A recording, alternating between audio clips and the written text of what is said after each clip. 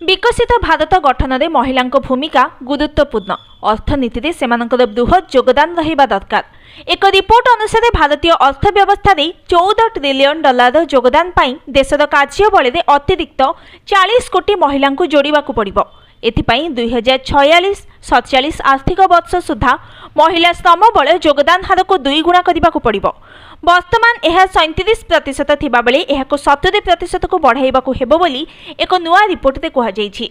The नॉज institute भारतर आर्थिक भविष्य सहित जड़ित एही तथ्य को नहीं एक नुआ report labour force participation distillation report प्रकाश करिछि। एही रिपोर्ट गत किछि वर्षर पीरियडिक लेबर फोर्स सर्वे उपर आधारित।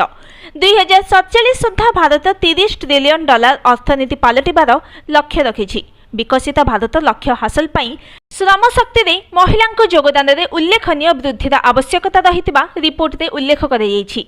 रिपोर्ट अनुसार अर्थ